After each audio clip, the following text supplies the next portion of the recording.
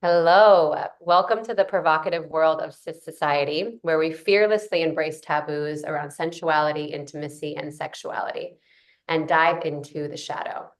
This is Taboo Talks, where no topic is off limits. Join us as we expand our compassion and embrace our shadows, bringing us to the light.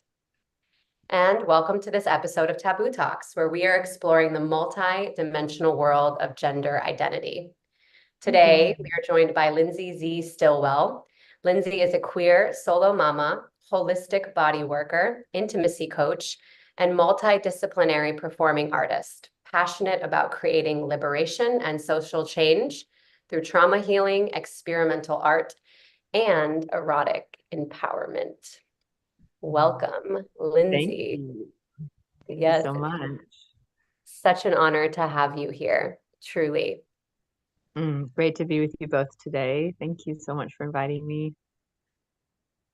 Yes. Yeah, we're honored to have you. And as we've been moving through this topic of gender identity for the last 4 weeks or so, we've talked to all sorts of different people about, gender pronouns and moving past labels and non-binary and trans and all these interesting perspectives. And when this idea of this Indigenous pre-colonization idea of gender came to our awareness, we felt like that was a really important perspective that was kind of missing from this gender narrative in modern day society. And so, yeah, we're really excited to explore a little bit more about that with you. And so I would just love to jump right in and have you kind of share with us about this idea of being two-spirited and why you resonate with that and where that and the history of where that comes from. Yeah, thank you. Before I start, I just feel like, I also just want to acknowledge like where we are and the indigenous people of this land. Alfina and I here in Big Island, Hawaii, and Heather in Mexico. Is really important for me just to acknowledge my ancestors and all the people that have come before me and those that are coming after me, and all of my non-human ancestors as well. Thank you, thank you. Um, awesome.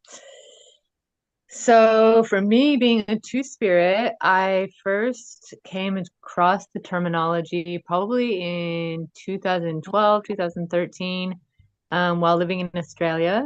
And as a First Nations person who has been reclaiming my indigenosity and my heritage for the last 15 so years, actually kind of since childhood, but really more proactively in the last 15 years. Um, it was really astonishing for me to like hear the term two spirit and be like, whoa, what is that? Who is that? Is that me? Oh my gosh, I think it is me. And really let's like have a cultural word that felt appropriate to claim and define as the gender expression that I am. I mean, growing up, I grew up in an extremely conservative, very religious, very repressed environment where everything was very black and white. Not just gender and sexuality, but like everything was heaven and hell, black and white.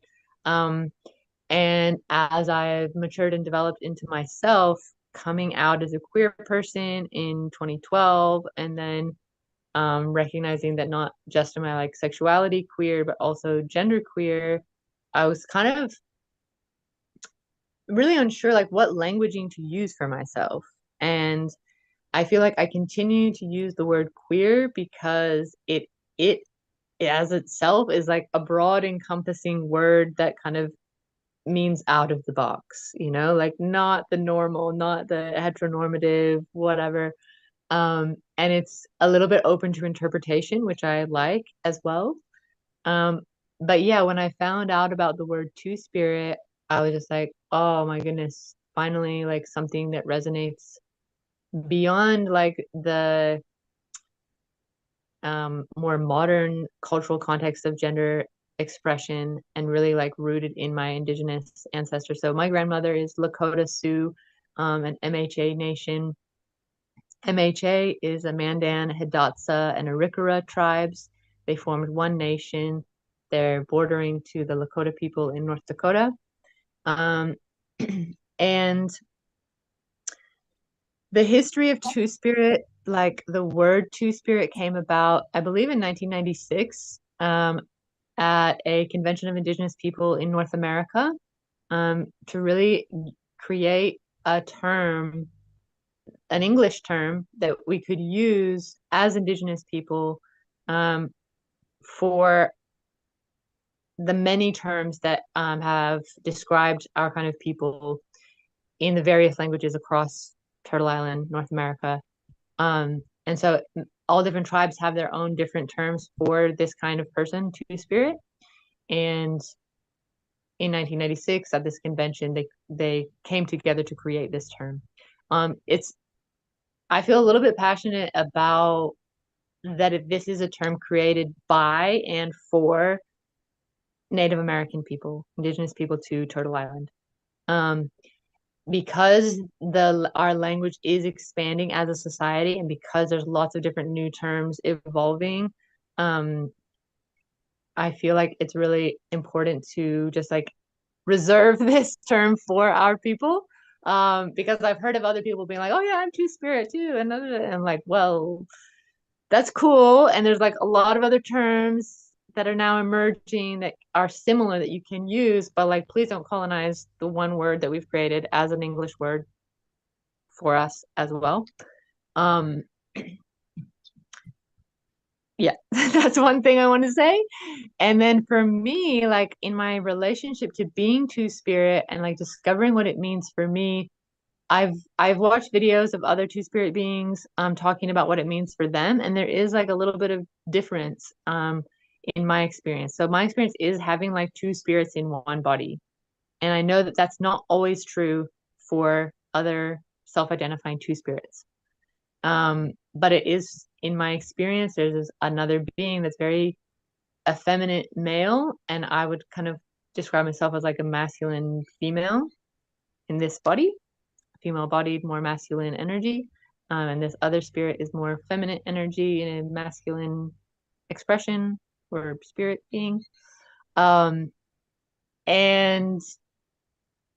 that's it. What's helped me like really express that part of myself is when I became a drag queen in 2017 and was just like, oh wow, I get to like really play in this space and like allow my like queer self to be more seen and allow this other part of me to like find its expression, because part of my experience is that I am sometimes attracted to men who are attracted to men.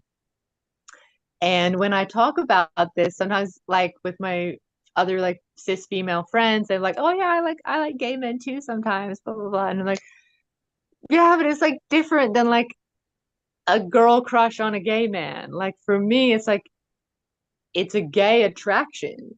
It's like this male part of myself wants to have a masculine to masculine or like male to male sort of relationship or like attraction dynamic. And I've had different periods of my life where there's like big grief that comes up of like being in this anatomically female body and feeling like this part of me wants to express itself with men, but like gay men, but feeling like they perceive me as female. And I'm like, how do I be with this? And so I've myself like just journeyed through the various ways of like finding places to express more fully as a Two-Spirit and allow that part of myself to feel validated and expressed. And yeah, drag is one of those ways. Relating with men who are more queer than necessarily gay is another way that I have found. And yeah, for me, just like I think my relationship to being Two-Spirit is also ongoing. As I like discover more of myself and more of myself grows and evolves. I think one of the biggest like uh I don't know, moments in my life where I was like confronted by the social narratives around gender and identity and my relationship to it because I became a mom almost 4 years ago. And when I was pregnant, I prior to being pregnant, I was like dressing very androgynously and was like in a place in my life and in a cultural place where I had a lot of queer friends. There was a very big, strong queer culture. I was living in Melbourne, Australia, and um, I felt very confident in my like visual queer expression and dressing very androgynously and very identifying very much with being androgynous. And then when I became pregnant and I started showing, I was like, whoa, there's all of these social projections of what it means to be a pregnant person. And I hadn't really like, I mean, I kind of like knew about it on some like a conceptual level, but like to experience it myself and be like, wow, the projections that I'm receiving is like one, that I'm in a relationship, and at that time I wasn't. Two, that I'm heterosexual, and three, that I am strictly female. And I was like, wow, these are all these like social constructs and ideas about a pregnant person. And I'm like having to face them in myself. And it was a really interesting like letting go process as well around my own attachment to identity and identity constructs. Um, because I was like, okay, people are going to perceive what they're going to perceive. And whenever I was like out in public with a male friend, like people would talk to my friend as if they were the father of my child. And like before they would talk to me, like sometimes they'd be like, "Oh, congratulations, man! Like, good for you." And I'd be like, "Yo, I'm the pregnant one here. This is my platonic friend." And I'd have to like warn my friends sometimes, like, look, if we go out in public, people are gonna think you're the father of this child I'm carrying. And they'd be like, what? And I was like, you're gonna get it, you're gonna get it. And then they'd be like, oh my God, you're right. People just like talk to me as if I like impregnated you. I feel like they have to And wear a t-shirt that says like I'm not the daddy or something, you know? You yeah, can exactly. have this like passable shirt through the There you go. brotherhood. Like There you go. Um, but yeah, it was an interesting journey of just like addressing again like my own attachments to certain identities and ways that I wanted to be perceived. And then also just like looking at society and what the assumptions that we make about other people and the assumptions that I make about other people. And be like, wow, like this deeply ingrained in us to perceive people in certain ways depending on how they present in their body.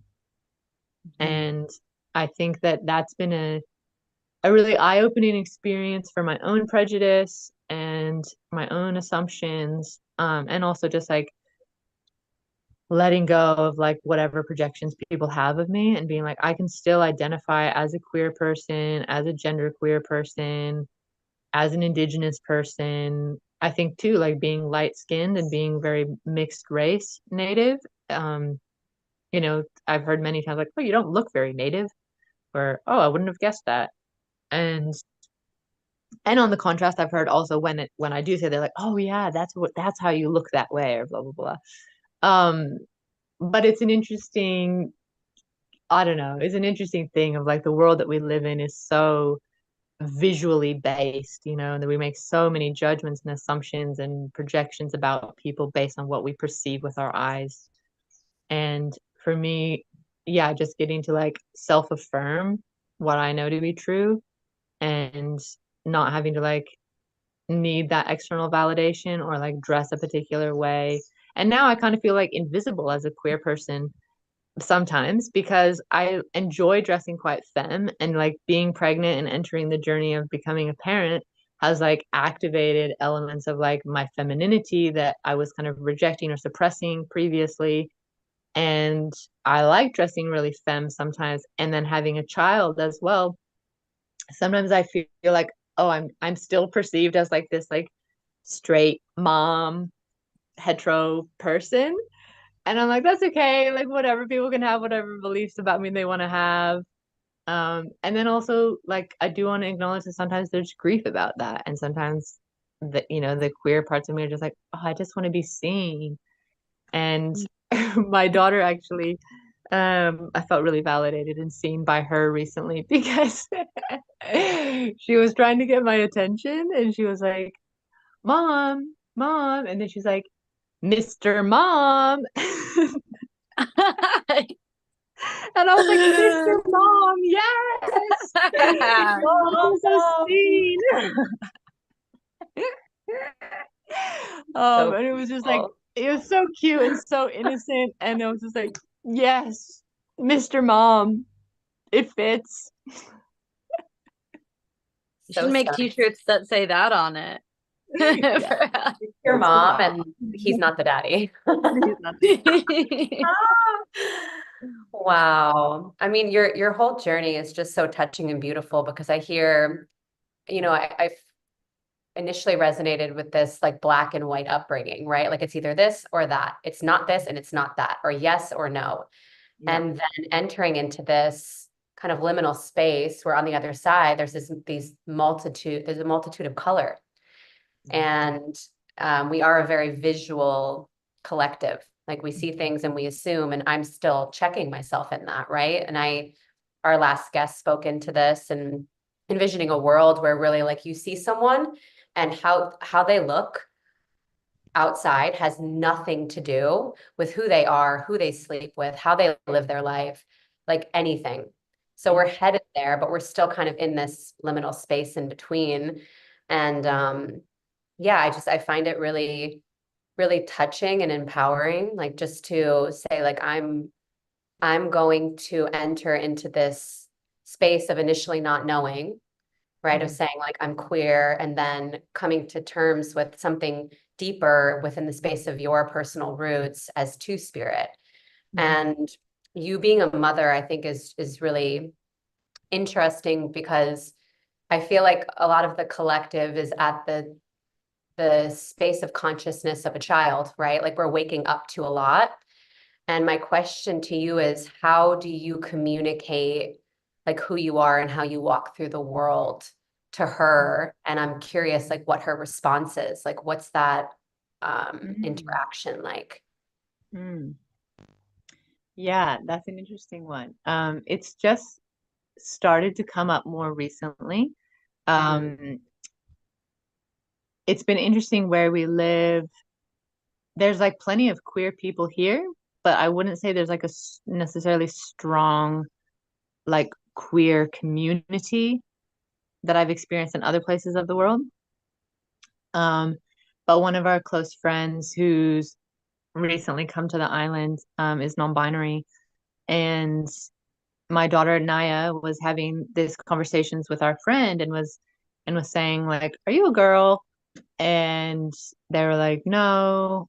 And they were like, "But you're not a boy." And they were like, "No, I'm non-binary."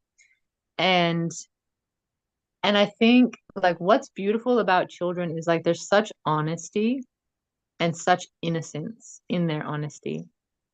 And like I was speaking to Naya about it later after they were having that conversation, and I was like, yeah, they're non-binary. That means they're not a boy or a girl, or they're a mix of a boy or a girl. And I'm a bit like that too. And I think kids can kind of just take things at face value. And I find that in my experience as a parent as well, in general, and in like any sort of topic really, and for me, like my life, one of the reasons I wanted to really come on this conversation as well is because I'm really big about like no taboo, and like nothing is taboo and nothing cannot be talked about. And I also think nothing cannot be talked about with a child.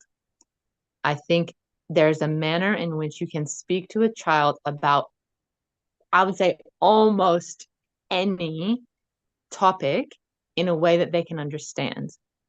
If you simplify it and bring it down to um like the four primary colors or the four basic emotions, that is what a child can understand. Sad, glad, mad, scared. Like those are our four primary emotions. And if you can speak to a child in that way, because their neocortex isn't developed. And so if I might say, in terms of gender expression, like it feels happy for me to like sometimes feel like a boy and sometimes feel like a girl. Mm. And because she's growing up in this environment of binary, and they're trying to work it out, and everything is like new and trying to understand everything. And also like a big piece of this conversation in our lives is also her not having a dad. And children are like trying to work out like, why don't you have a dad? And who's your dad? And who's your mom? And who's your grandma? And blah blah. And I'm estranged from my family, and so we don't have other like generational biological family around. And yeah, I think like with her, I speak in really simple language, and I respect her intelligence. I think as a society, we don't often respect the intelligence of children. We treat them like children, when they're actually incredibly intelligent human beings that deserve love, respect, and dignity. And I think that's the foundation for what any child needs. And we talk about that as well, of like what a family looks like. Some families have one mom, some families have two moms, some families have two dads, some families have a mom and a dad, some families just have grandparents, some people are adopted, and just like really painting that picture that like the world is very diverse and not everything is exactly the same.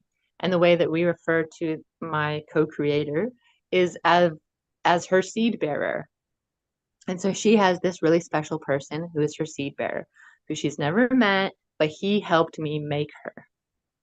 And recently, because we had Father's Day, like there's some conversations that really started, I could see like things like clicking in her mind around understanding like what a seed bearer actually is and what a dad actually is. But it's very conceptual, because like what she witnesses with her friends is a dad that's like a love. That's a relationship of love. That's a relationship of happy. That's a relationship of like care, consistency, someone that's there. And with a seed bearer, it's different. But I was kind of using verbal shorthand with someone, and I was like, oh yeah, her dad, blah, blah, blah, blah. And then she like looked at me and I was like, well, your seed bearer, he's like your dad. And that's when I could see her going like, oh, they're like the same. And then it was Father's Day, and then like her at her preschool, they were making little like love heart cards for their dads, and then she got to make one for her seed bearer, and she like wrote how she wants to have lunch with him and she wants to have a sleepover with him. And it was actually perfect timing because the night before that we were like looking at photos on my phone, and she like wanted to see her seed bearer, and I was like, oh yeah, I can show you some pictures of her seed bearer. She'd seen some before, but it had been a while.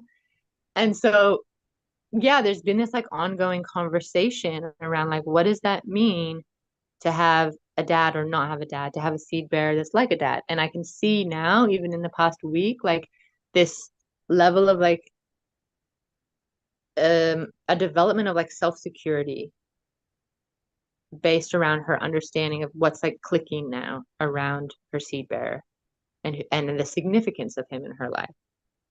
And now she's kind of like proud of that. And she got to tell her friends what a seed bearer is. And they were like, what's a seed bearer? And it's like, oh, he helped my mom make me. And like, so I'm using that as like the bigger conversation that's happening. And also like we are having more conversations around like gender identity and non-binary, and like me being attracted to different people. Like there was times of my life in the past year where I was like dating a man and a woman. And so she was kind of like witnessing these people that I was having like close relationships with, and being like, yeah, like you can love anyone. And what I also teach her is like love is like the most important thing. And as long as we have people that love us around us, it doesn't really matter what the relationship is, whether they're our friend or our partner or auntie or uncle. Like here in Hawaii, auntie and uncle is used a lot for other people, whether they're related or not. And so that language is like very in her vocabulary. Like that's another auntie, that's another uncle. And having these loving, affectionate relationships, even my platonic relationships are often very affectionate. And so it's sometimes if there's like a new lover in my life, they're like wondering like how affectionate they should be in front of my daughter. And I was like, well, there's degrees of affection that she's very used to because I'm very affectionate with my friends. And yeah, just like I don't want to go too much down another rabbit trail, but just like creating an environment where like things are normal. It's normal to have loving relationships in our lives. It's normal to have affectionate relationships in our lives. It's normal to have people of all different skin tones in our lives. It's normal to have people of all different like physical expressions and like gender expressions in our lives. Whether she can understand that concept or not, just like normalizing it and being like, yeah, that's they're not a boy or a girl. Mm. This is Yeah. so beautiful, the way that you're raising her to just be so accepting of all the colors of the rainbow and all the different frequency and tones and notes that are available. And like you're saying, even if she doesn't understand that conceptually, just experiencing that is the integration and the acceptance of that as she gets older to have that be how her perspective of how she lives her life and looks through this different lens into the world. And we really like thank you for parenting in this way, because this is, I believe, is really what the world needs, more type of parenting, so that we can live in a more tolerant, not even just tolerant, but a more embracing society where love trumps everything, like you're saying. Yeah. And I'm really curious to dive in a little bit more around these terms that we use nowadays, right? Like post-colonial colonization, like the terms queer and non-binary, and then how those terms differentiate from this Indigenous term two-spirit. And if you can explain a little bit more, like what these Indigenous peoples, like how they viewed gender in general before colonization took over, and like how this two-spirit term, which is reserved for like more Native American Indigenous cultures, but I know that there's been Indigenous cultures all over the world, like in Hawaii and Australia and all these places that had their own terms for this, and a similar flavor of how they expressed gender and thought of gender pre-colonization. Yeah, thank you.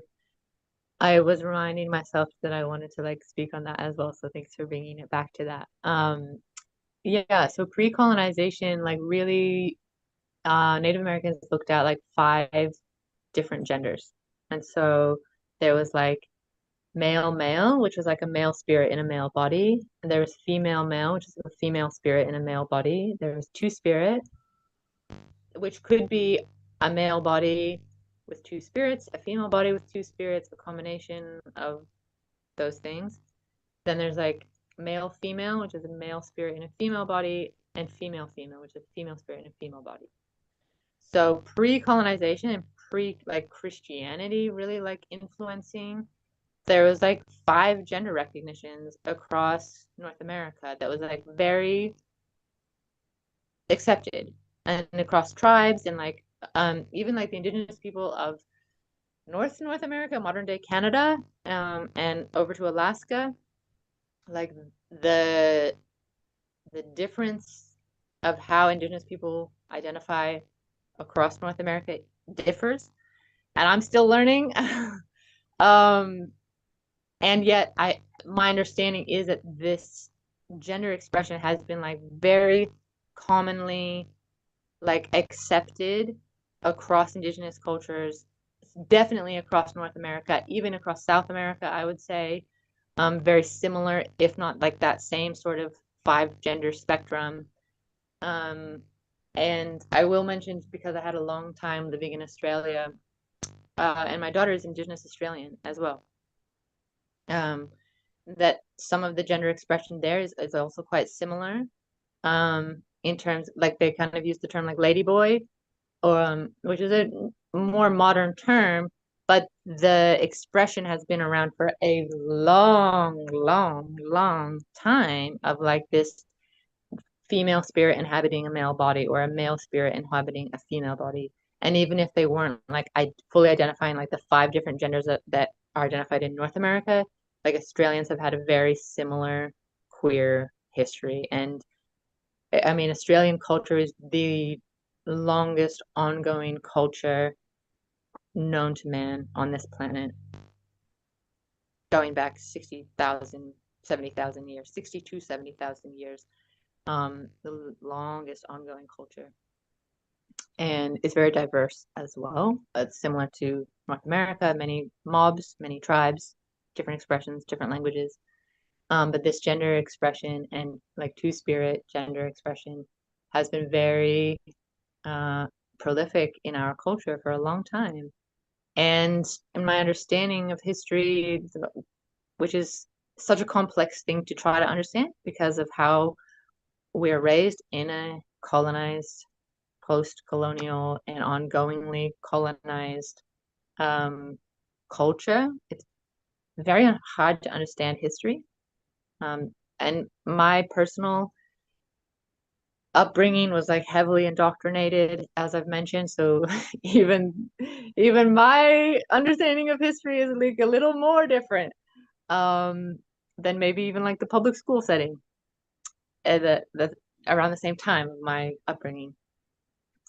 And but what I do know, what I do understand is that when colonization was happening, like two spirits were specifically targeted, and there was like a lot of massacre of two spirits of people who weren't matching the binary that colonizers wanted to perpetuate under the Christian banner of male, female, God ordained marriage, family, blah blah blah. And I think too, like a lot of that comes into like relationship dynamics and clan-based living versus the nuclear family, and what was being perpetuated under that agenda, you could say, as well. And I think, I mean, I'm a poet and a writer, and I love words, I love language, I love the development of language. I love to find different and interesting ways to express things. Um, so I think there's a beauty in these newer like emerging words of like non-binary or genderqueer or gender non-conforming or trans, and like the many expressions of trans, like that's a whole other field. I'm like, oh my goodness, you can ask any trans person what being trans means to them, and it can like totally differ. And I think that's similar to like queer or even two spirit. Is like you ask different two spirits what two spirit means to them, and it means lots of different things for different people. I'm super grateful. I know two other two spirits here locally, um, that I'm friends with, and we're like, yeah, hey, woo!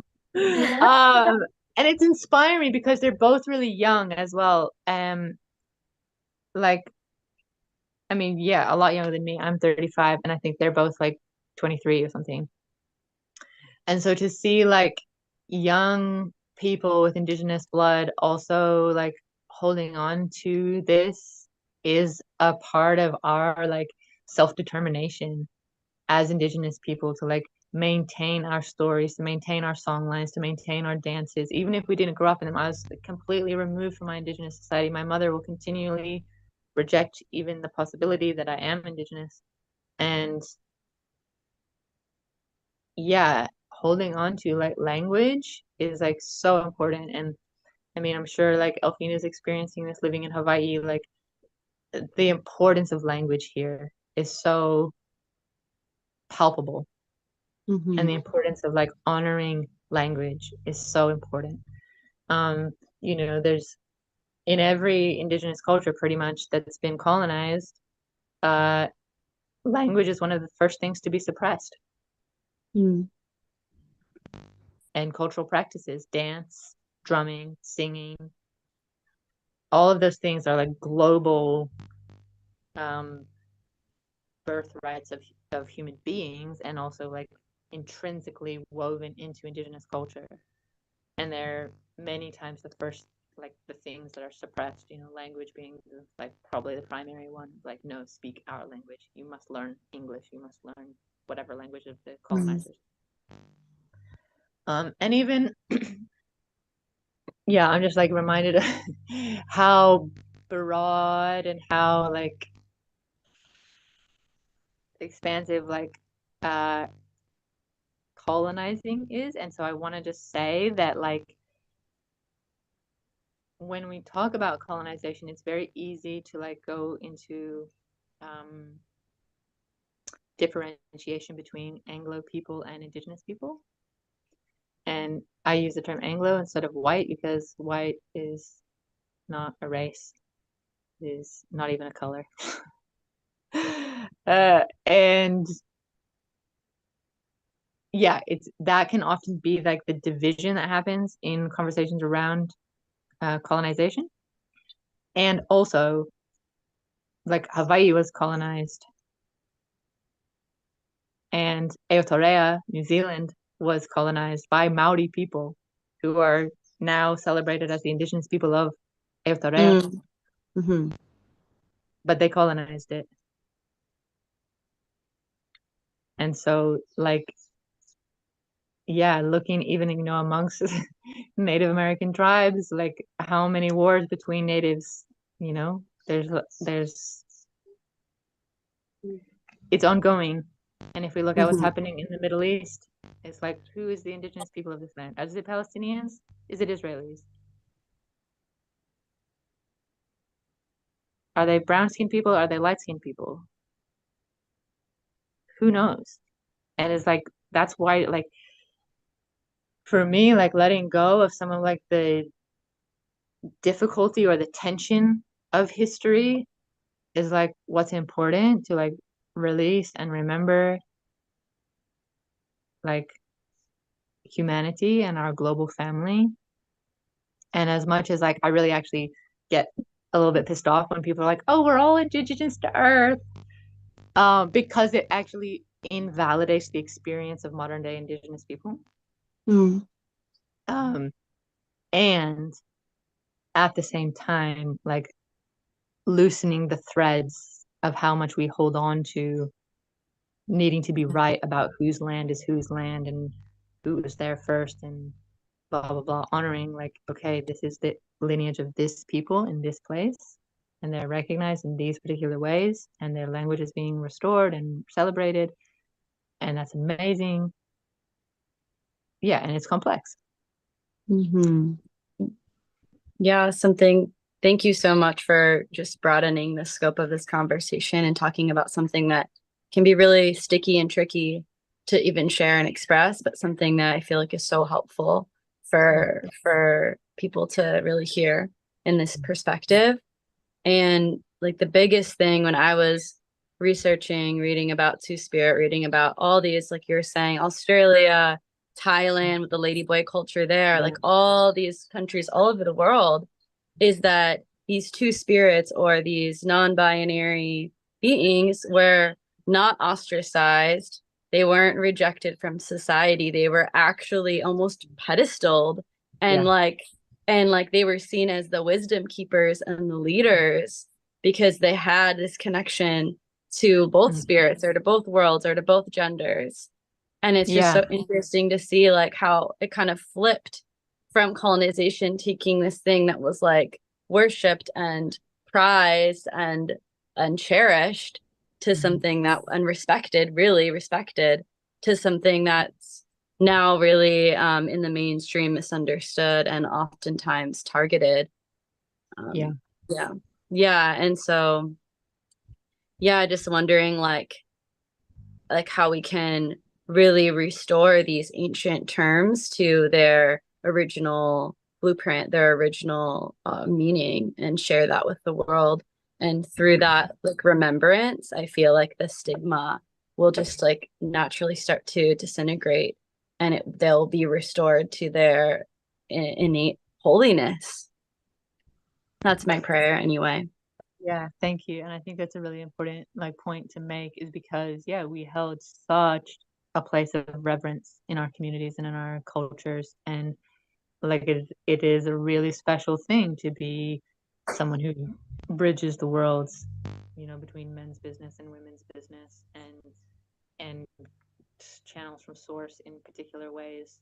And I think I'm just reminded now of a video I saw of Alok V. Menon, an incredibly amazing non-binary activist in the world and one of my favorite trans non-binary people.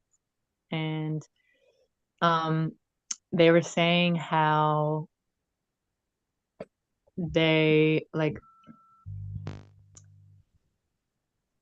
loving themselves and coming to like fully become comfortable and confident in how they wanted to express themselves in the world, like allowed them to love everyone. And I really see them as like such a pillar and like such a well-respected person, and a sort of like modern representation of like what's possible in terms of like the dignity and respect that I perceive they are receiving. And of course there's like so many haters, so many internet trolls, but the way that they respond is like maintained their own dignity, like with someone's like, oh, you're so hairy and blah blah blah blah, and like they've shared screenshots of comments they get online, and they're just like, I'm so sorry that you've grown up in a world that has told you that you are ugly and that you've hated yourself so much that you've had to turn that outward onto me. And like they have so much compassion for humanity and for people in suffering that even when, I mean, I'm sure it hurts, they're still human, but like even when they're like receiving like such sharp words and violations towards them, like they emanate so much love and so much self-respect that they don't even like lower themselves to the vibration of like combat or hatred or like opposition. And I feel like that is the beginnings to the answer of the prayer that you've just spoken. And like the more, like they're very public. I don't know if you follow them on Instagram or not, but they've been doing world tours in the last year. Will you say their name one more time? Alok V Manon. Okay, we can put this in the comment too. Yeah, for people. Yeah, ALOK, the initial V, and then Manon, MENON. Okay. Really inspiring person because of like the position of self-respect and dignity they hold, and the love that emanates from them. And they're also a comedian and hilarious in the way that they also like talk about these type of things. And like, yeah, I've watched some of their comedy skits, and they're like poking at this same thing. And I can't remember, I mean, if I'm in drag, I'm a lot more funny. I realize my inner comedian is great in drag. But yeah, they kind of like pointed at like, oh, if you're straight, like this is a safe space for you, because I'm on stage, or I don't know. They're like, they speak to the same thing in really funny ways, and like really like articulate it in a way that is punchy and comedic and still like not self-deprecating or, I don't know, harmful to other people.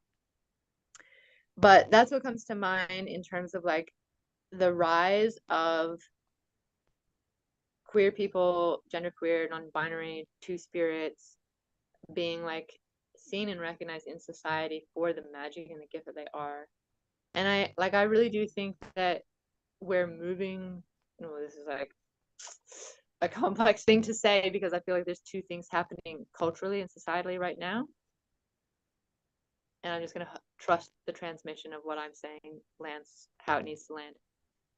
But I do feel like we are moving towards a world that is more androgynous, that is less attached to the binary, and still respects also the magic of men's business and women's business.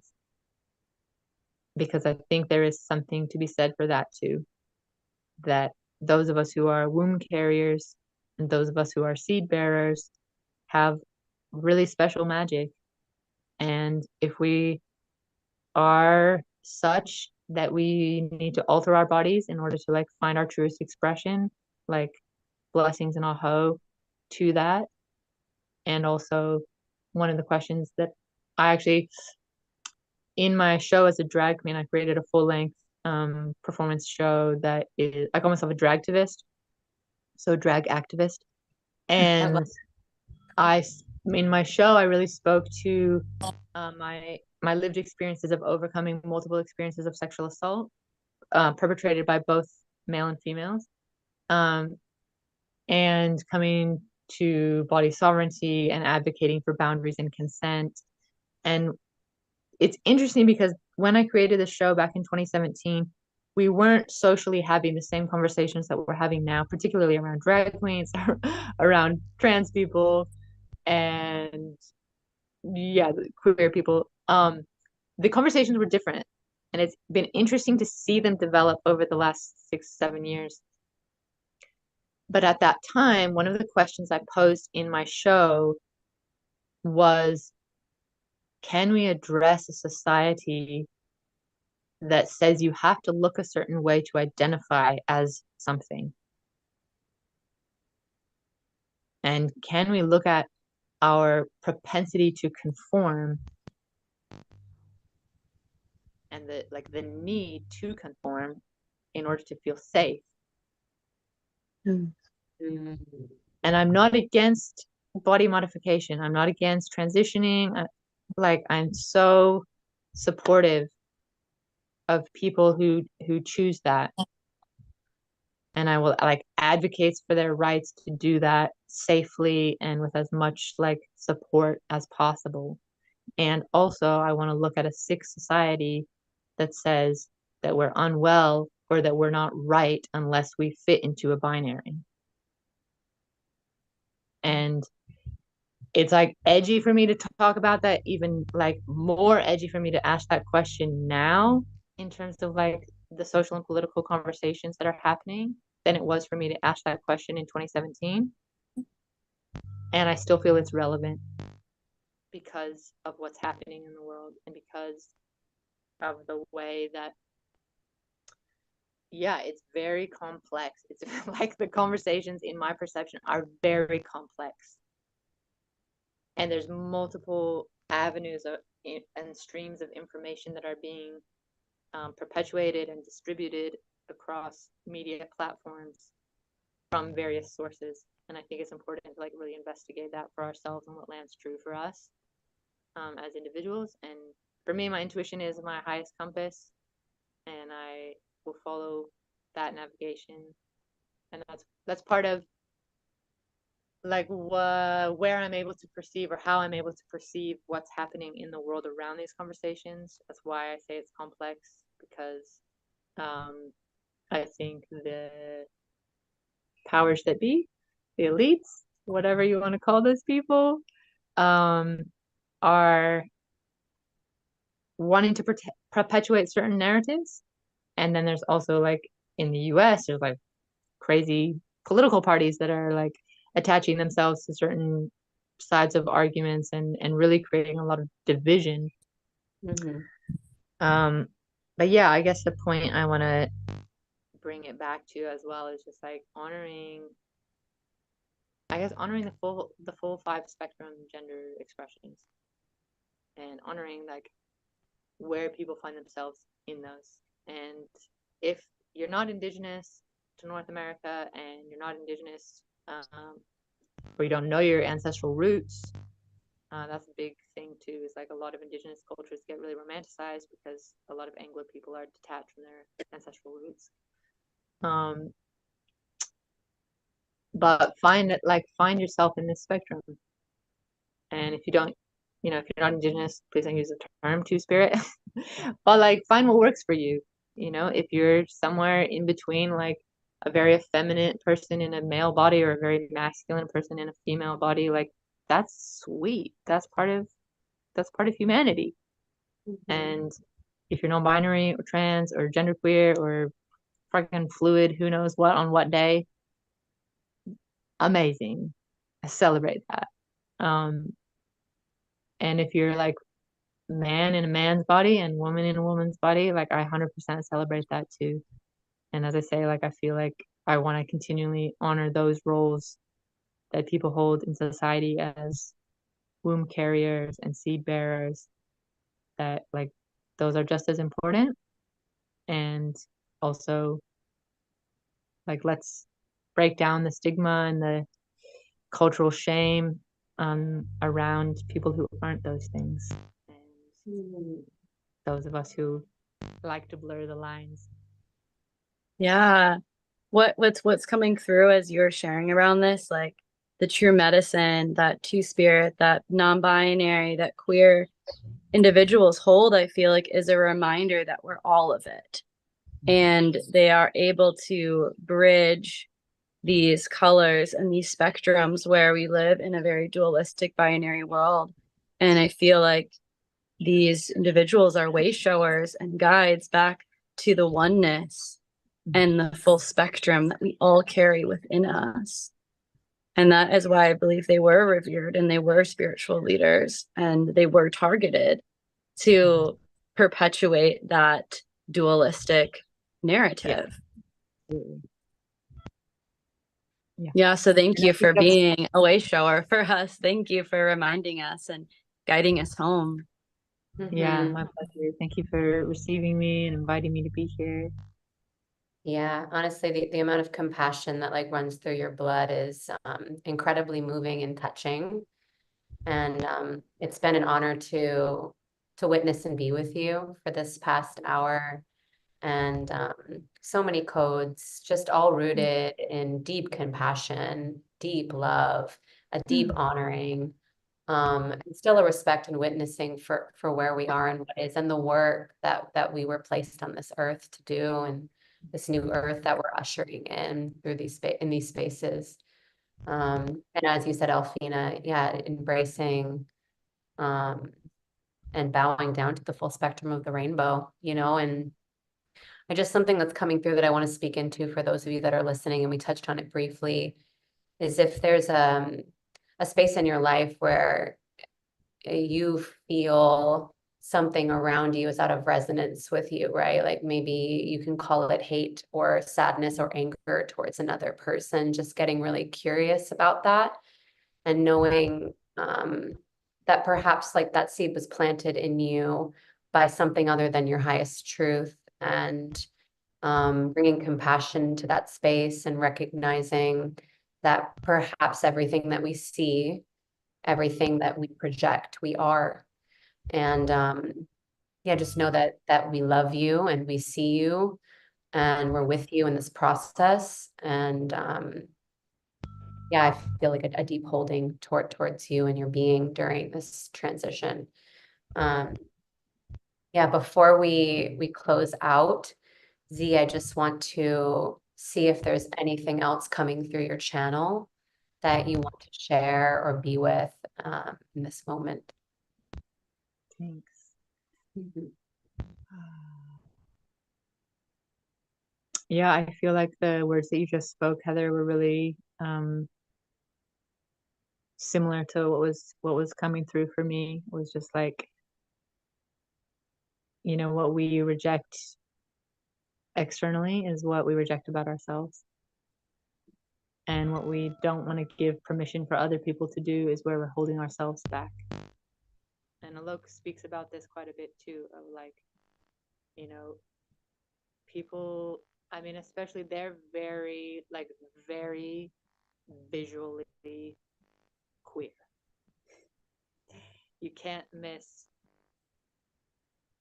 them. And I feel like when people are like trying to deny their existence, it's because they're denying their own self-permission. So yeah, again, for those who are watching who might be like, that's wrong, or that doesn't resonate with me, or like like, yeah, go a little bit deeper and softer with yourself. And like really question what might be there for you. Like, where are you not fully receiving yourself, or where are you not fully celebrating yourself? Or what are you not giving yourself permission to express? It doesn't even have to be like externally through what you wear. It could be like something that you are holding back from saying to someone. And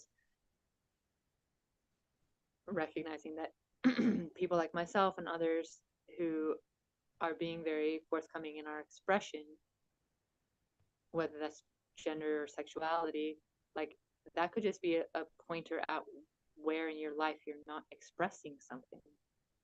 It doesn't even have to be about sexuality.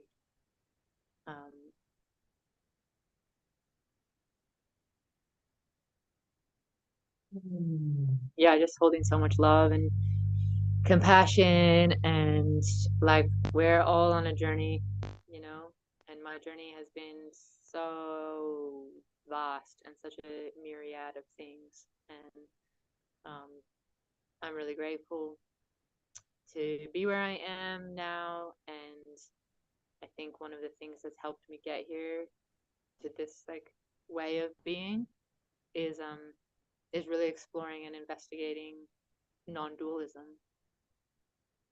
and how that resonates for me, of like it's not either or, it's both and. It's not trans or male female, it's all of us together. It's not two spirits or cis people. Yeah, thank you so much. I feel so honored. I feel like so open. My channel is like woo. Yeah, thank you so much, both of you. You are welcome. It's just been such a privilege to have this conversation with you. And one last thing before we wrap is just what you shared earlier about how you were communicating with your daughter, and how children are so curious, right? And from such an innocent space. And I believe that's the true essence and core of our being before these collective narratives and stories are placed on our shoulders. And I believe it is our work to begin to take the weight off and to clear our channels and to be with the truth of what is. And that's ultimately love, right? And compassion. So yeah, thank you for bringing that simplified perspective to this conversation, because it feels like in this space, like you were sharing, it's complex and there is so much noise around it right now that I feel like oftentimes if you don't understand the lingo or the narrative, there's like a wall built, so to almost explain these things as if you explain them to a child is really supportive. So also inviting those of you listening to, perhaps try on simplicity in conversation and really communicating to the core of what is happening. Before I wrap, do you want to share anything else that's coming through for you?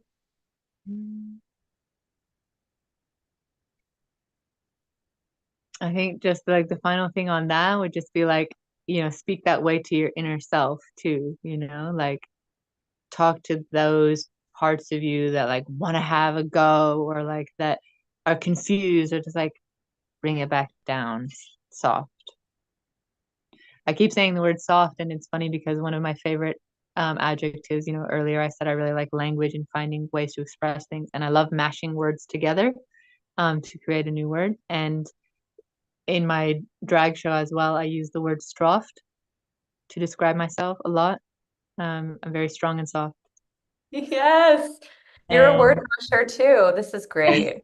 I don't meet many word mashers, and it's not like something I plan. It just comes up when you hear two words and then you're like, boom, got it. It's right in the center. Yeah. And so like that's my encouragement too, is like stay strong and stay soft. Stay strong. Oh, wow. Well, thank you again, Lindsey, for sharing your beauty, your heart, your compassion, your love, your story. Just wow. Like, just my heart's overpouring with gratitude. And before we wrap, curious to know how our listeners can reach you or work with you if they want to continue the conversation or dive into a container with you. Yeah, the best way to probably reach me is through Instagram. My handle is at kiss.awaken.magnetize, spelled with a Z. I know in Australia that they would spell it with an S, but magnetize with a Z. Kiss.awaken.magnetize is the best way. Mm, Yeah. love that handle. Kiss, awaken, and magnetize. Beautiful. Thank Um, you. yeah. Yeah, the deeper meaning behind it is actually kiss codependency goodbye, awaken your truth, and magnetize love. Woo! Mm. Full body chills on that one. Such deep resonance. Thank you for those. Codes everywhere. Codes on codes on codes. Oh, wow. Well, thank you so much for those of you listening, and thank you for tuning in to this episode of Taboo Talks. We would not be here without you. And as I said before, our hearts are overpouring with gratitude. Don't miss a single second of these conversations where we continue traversing the new earth with leading and loving minds. Subscribe on Spotify podcasts, look for SISociety Taboo Talks. And if this resonated with you, please, please, please share these very important conversations. And if you're interested in joining the conversation, you can send us a message on our Instagram at SISociety World to be added to our private WhatsApp community where your important voice gets to be heard. Thank you, Lindsey. Thank you, Alfina. Thank you, Thank you Life. both. Thank you, Life. We'll see you next time. Aloha.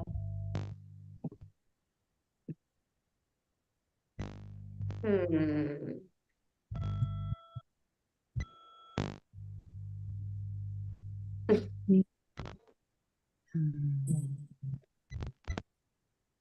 It's saying you're Wow. still live, Heather.